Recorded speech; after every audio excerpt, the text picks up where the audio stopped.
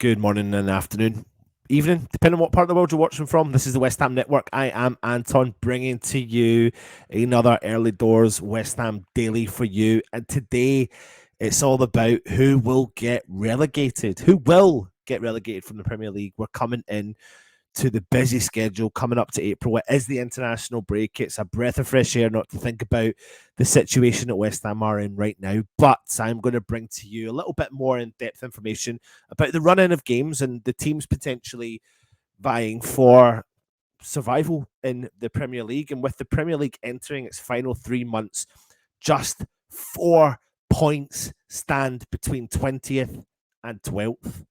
And it's one of the most highly contested relegation battles in years, with just 4 points dividing 12th place Crystal Palace and the rock bottom team, Southampton. So who is most at risk of going down to the Championship?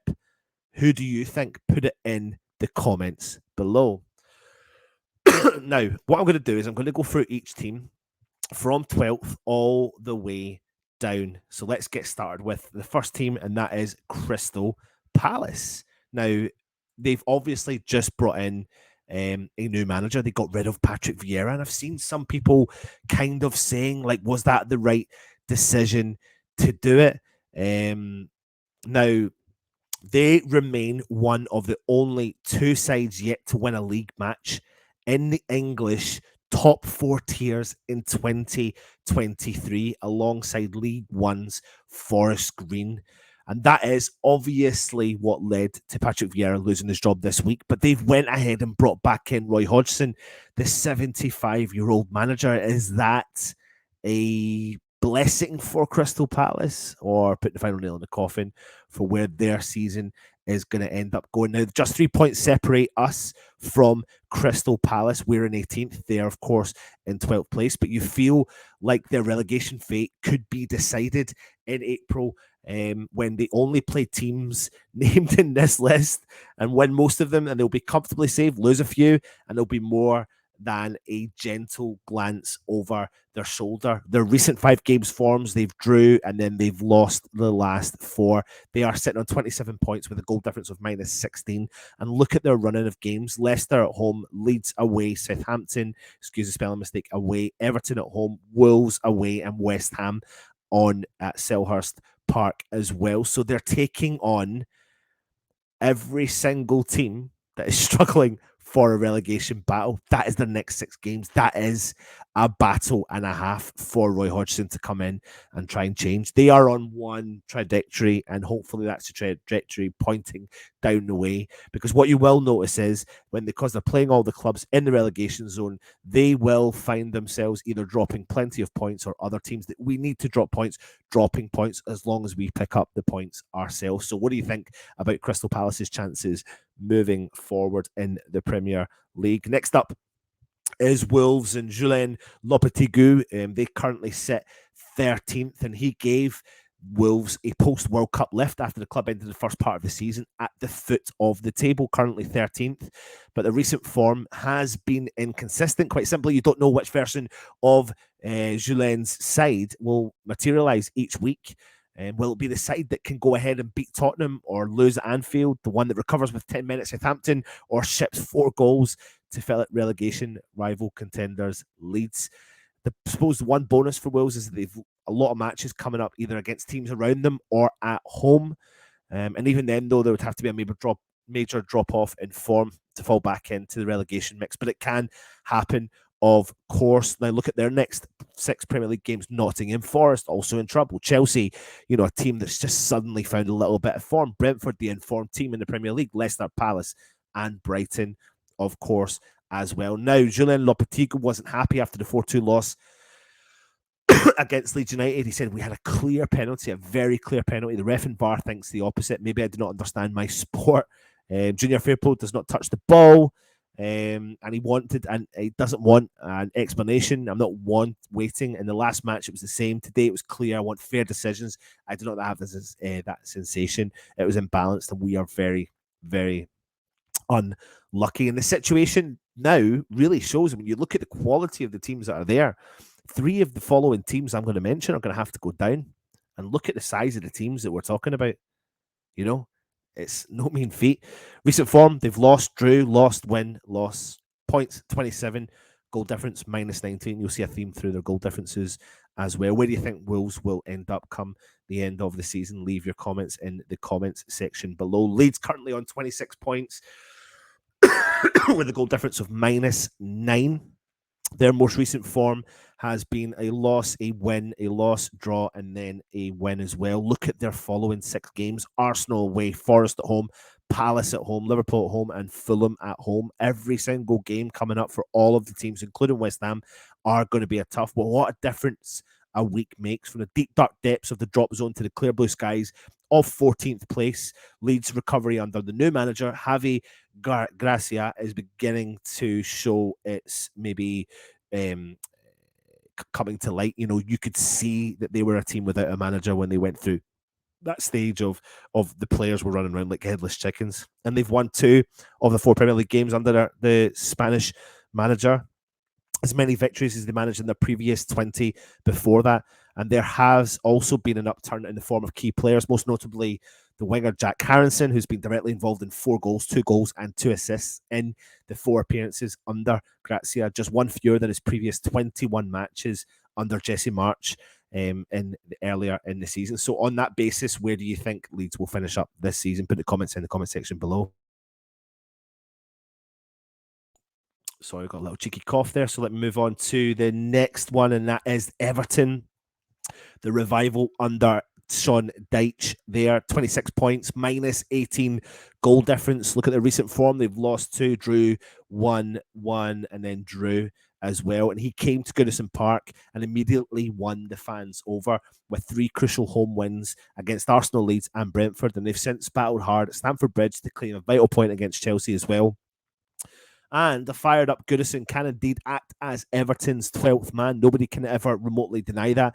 And it certainly played a part in last season's successful survival from the Premier League drop. And if Everton are to stay up, you can expect that the 5 games that remain at home are to be where they gather the most points. But unfortunately, they will have to strive on without their main striker, Calvert-Lewin, who suffered a setback in his return from injury, but they do not appear to have an unearthed or a capable replacement for him. And while it's too early to maybe give Ellis Sims Everton's new answer to their number 9, but the way he did announce himself in his arrival on the scene against Chelsea will be a welcome boost for Everton as well. Now, some interesting stats for you is when Everton have played with Calvert-Lewin, he played 21 games. They have a win percentage of 40%, but when they play without Calvert-Lewin, they have a win percentage of 22%. So there is potentially a positive there. Look at the games they've got coming up. Spurs next at home, Man United away, Fulham away, Crystal Palace away, and Newcastle at home. It is going to be a battle to the end. Where do you think Everton will finish up come the end of the season? As I move on to the next team, and that is Nottingham Forest and Steve Cooper. Currently sitting in 16th place with 26 points and a -27 goal difference. Home form has been their saviour this season. And all the talk about Nottingham Forest, the centre on the players that they brought in. I said that at the start of the season.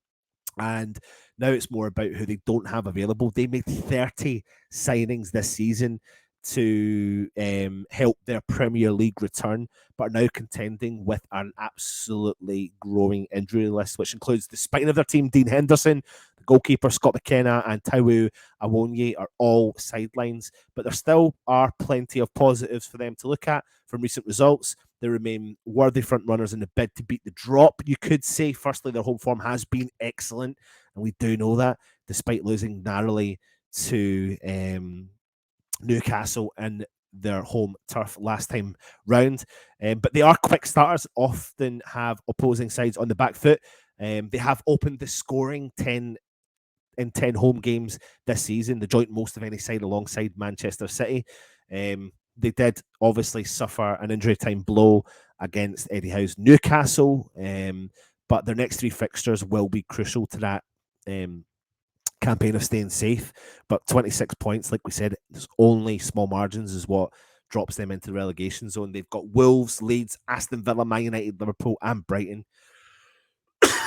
And for West Ham's sake, we need to hope that from those 6 Premier League games, they're playing 3 at home and 3 away. We need to make sure that they continue their terrible form away from home and lose or draw a couple of those games, because they're playing the teams in and around the relegation zone that we need to not pick up points, Wolves and Leeds as well. So where do you think Nottingham Forest will finish up come the end of the season? As I move on to the next team, and that is Leicester City and Brendan Rodgers. Yes, you've heard me right. Brendan Rodgers and Leicester City struggling in 17th place, just 1 point above West Ham. The last 5 games, look at that. They've lost 4 and drew the last one.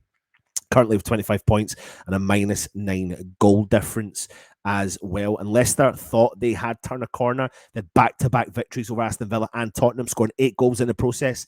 And they looked to have earned Brendan Rodgers a bit more time at the King Power to turn the season around. But Leicester are back to square one. Another disappointing run has put them right back in the relegation mix. And they did, however, end a 5-game losing streak with a battling 1-1 draw over Brentford last time out, as Harvey Barnes finished a fine move to score a very, very crucial equaliser for them. But the result did little for their league position, and that's the thing right now. Draws are doing little for this league position, but it seems to be that all the teams are grinding away at draws, including ourselves, West Ham. 1 point above the drop zone, but under pressure. Rodgers will have encouraged by the way his side has recently performed and the momentum of the game after the break as well. But the key element is here that they are struggling and they are just above the drop zone. Nobody would have anticipated that they would have been there. And the similarities between West Ham and Leicester is they've stuck by their managers. Literally the only 2 from the whole group of teams we've mentioned that haven't sacked their managers this season. And I wonder what that will do for the 2 teams moving forward for the rest of this season. Where do you think Leicester will finish up this season? Put your comments in the comment section as we move on to our beautiful West Ham, who currently have 24 points, 18th place in the bottom 3. Not a great sight for us to see. Our last 5 games have been a draw, a loss, a win, a loss, and a draw. As you can see, the most inconsistent form you will see. Our next 6 Premier League games, vital. The next one, Southampton at home, Newcastle at home, Fulham away, Arsenal at home, Bournemouth away, and Liverpool at home. 4 home ties where we need to go and get maximum results as much as we possibly can. But for me, April's going to be defining. These next 6 games are going to be defining. Probably the next 3 games are going to be defining for how our season moves on. And that is what we need to absolutely bloody do. Now, David Moyes asked whether his West Ham side were up for a relegation fight after they lost to Tottenham back in February. And the 2 results that followed, West Ham, 1 positive, 1 negative. We put 4 past Forest in a sensational game, to be honest. But there was a lot of crazy worrying signs when we were absolutely smashed to pieces from Brighton 4-0 last time out. However, we did draw against Aston Villa, but that wasn't enough to lift us out of the drop zone going into this international break. And now we would have had a game against Manchester City. However, they did advance in the FA Cup, so that ruled out our chances of playing in the Premier League and hopefully trying to push ourselves out of the relegation zone going into this international break. We have had a great Conference League campaign so far, and that restarts back in March at the last 16 stage. But what would we accept as this season? But what we do need to do is pick up a bit of form, in the next couple of games are vital. And let's just take one game at a time. Southampton, rock bottom of the Premier League. We need to go and get a result at home. Like, there's no ifs or buts about it, and they've picked up a little bit of form, and I'll talk about that in a second. So where do you think they will finish, or we will finish up come the end of the season? As I move on to the second last team, second from bottom, Bournemouth, AFC Bournemouth, who are sitting on 24 points, joint points with was that joint points? Sorry, mistake there. Yeah, joint points with West Ham on a -29 goal difference. So there's a vast difference in goal difference there. But look at their form as of late. They have had 2 wins in the last 5, picked up 6 points, but they're running as teams and all over the Premier League. Leicester, Fulham, Brighton, Spurs, West Ham, of course, and Southampton. That shows you how vital that game against West Ham is going to be, and how much we desperately need that as well. Now, they did beat Liverpool not that long ago, and despite Gary O'Neill's side having the worst record of any top flight side since Boxing Day, pressure has and did mount on O'Neill to deliver, and some of that did happen when they did play Liverpool, as well, and it did instill a bit of confidence back into their team. But they have this, Aston Villa absolutely destroyed them, and that will be a big setback. That will be a massive setback for them. So we just have to wait and see what happens with them. But the one saving grace we've got is that they do concede a lot of goals, and we need to take that game to Bournemouth on their premises, because we know they're capable of doing a job over us, especially there, and we need to turn that stat around when we play Bournemouth on their home turf. But last but not least, let me talk about the team rock bottom of the Premier League under new manager Ruben Celis, currently sitting on 23 points with a minus 23 goal difference. But look at their recent form. They've lost, won, drew, lost, and drew. A team that people had already said were gone, and they've removed Nathan Jones as manager, and have found a little bit of positive stability under the new manager Ruben Celis. But is it a little bit too late? He has masterminded victories over Chelsea and Leicester, as well as draws against Manchester United and at home to Tottenham, and coming down from 2 goals down to avoid defeat in that one, really set the tone for maybe they're here to try and fight for their position in the Premier League. But the up and coming fixtures for them don't massively do them any favours.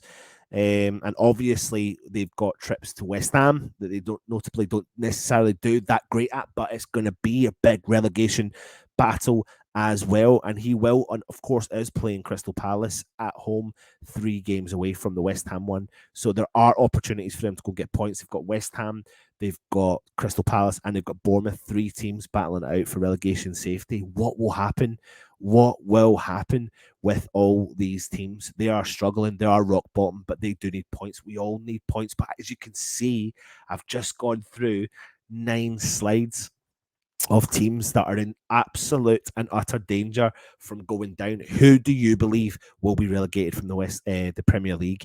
Do West Ham have enough in our tank to get the job done? We're currently sitting on 24 points, and everyone always goes on about finishing the season on 40 points. Can West Ham pull in another 16 from the last 12 games? It means we're going to have to start winning plenty of games, and we're going to be seeing more wins than losses if we are going to survive for the rest of the season. We need to hit a bit of form. We've not had consistency this season at all. We need to hit that form. We need to get a little run of games, a run of wins in particular, and push our way up that league and try and survive as much as we can. But that gives you a little insight into who the relegation contenders are. I can't believe I'm saying it with 12 games to go, but we are genuinely concerned that this could happen. So, but hopefully we've got enough in the tank, and the saving grace could be the goal difference as well. But let's hope it doesn't get to that. April defining, 3 games probably are defining for where West Ham seasons could go. Lose against Southampton, it puts us in disarray going into the home game against Newcastle,